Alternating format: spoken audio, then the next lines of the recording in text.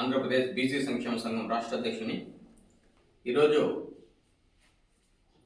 కడపలో బీసీ సంక్షేమ సంఘం జిల్లా కార్యాలయంలో జరుగుతున్న ఈ సమావేశానికి వచ్చినటువంటి జిల్లా అధ్యక్షులు, ఉపాధ్యక్షులకు, మహిళా నాయకులకు, అలాగే మండల కమిటీ మెంబర్లకు, మండలాధ్యక్షులు ప్రతి ఒక్కరికి పేరు పేరున ధన్యవాదాలు తెలియజేస్తున్నాం. అలాగే కుల సంఘాల నుంచి వచ్చినటువంటి ప్రతి ఒక్కరికి పేరు పేరున ధన్యవాదాలు తెలియజేస్తున్నాం. ఈరోజు విలేకరుల సమావేశానికి ముఖ్య కారణం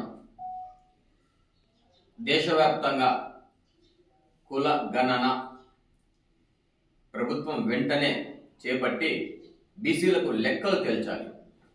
మేమెంతో మాకంత వాటా తేల్చేంత వరకు ఈ ప్రభుత్వం మీద పోరాడుతూనే ఉంటాం.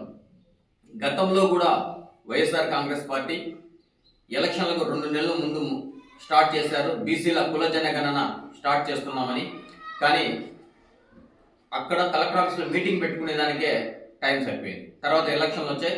కూటమి ప్రభుత్వం చంద్రబాబు నాయుడు గారు బీసీలకు ఖచ్చితంగా కుల జనగణన జరిపి రిజర్వేషన్ శాతాన్ని పెంచుదాం, మెస్ ఫీజులు పెంచుదాం అని హామీలు ఇచ్చి అధికారంలోకి వచ్చి దాదాపుగా 6 నెలలకు అవసరం.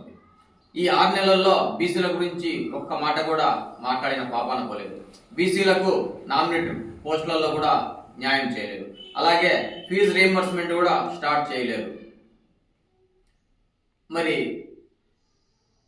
ఎప్పుడు మీరు మళ్ళీ ఎలక్షన్లు వచ్చిన తర్వాత కుల జనగణన స్టార్ట్ చేస్తారా అనేది కూటమి ప్రభుత్వాన్ని ప్రశ్నిస్తున్నాను. మాకు ఈడబ్ల్యూఎస్ రిజర్వేషన్ కూడా అగ్రకులాలకు కల్పించినటువంటి ఈడబ్ల్యూఎస్ 10% రిజర్వేషన్ కల్పించారు. ఈ 10% రిజర్వేషన్ ఏ లెక్క ప్రకారం కల్పించారు? వాళ్ళకు 5% ఉన్నటువంటి అగ్రకులాలకు ఈరోజు 10% ఇచ్చారు.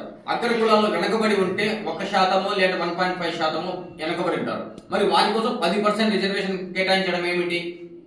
బీసీలు జనాభాలో దాదాపు 54-55% ఉన్నారు. మరి వాళ్ళకి 27% రిజర్వేషన్ కల్పించడం ఏమిటి? దాంట్లో కూడా మైనారిటీకి 4% రిజర్వేషన్ కల్పించారు. దాన్ని కూడా కట్ చేసి బీసీ దాంట్లోనే ఇస్తున్నారు.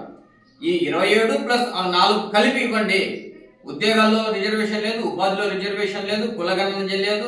అసలు బీసీలకు మీరు ఏం చేయాలని నిర్ణయించుకున్నారో మాకు అర్థం కావడం లేదు.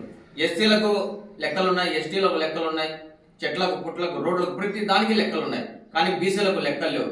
మరి మా రిజర్వేషన్ శాతం ఎప్పుడు పెంచుతారు? అంబేద్కర్ గారు ఎప్పుడు చెప్పారు ప్రతి కులానికి 10 సంవత్సరాలు రిజర్వేషన్ అమలు చేయండి అని. మరి 75 సంవత్సరాలుగా పోరాడుతున్నా కూడా ఇప్పటి వరకు రిజర్వేషన్ కోసం పోరాడుతూనే ఉన్నాం. మరి ఎప్పుడు ఆపుతారు? కాబట్టి దీనిపైన రాష్ట్ర ప్రభుత్వమా లేదా కేంద్ర ప్రభుత్వమా, ఆ 2 ప్రభుత్వాలు ఏదైనా సరే ఒక నిర్ణయానికి వచ్చి బీసీలకు మేము ఇది చేస్తామని చెప్తున్నారు, ఏది చేయడం లేదు. ఇంకా ఎంతకాలం రిజర్వేషన్ల కోసం కొట్లాడాలి? కాబట్టి ఫస్ట్ మా లెక్క తెల్చండి, మా వాటా తెల్చండి, మేమెంతో మాకంతా ఫస్ట్ లెక్కలు తెలిసిన తర్వాతనే మీ ప్రభుత్వము హామీలు నెరవేర్చుకోండి అని.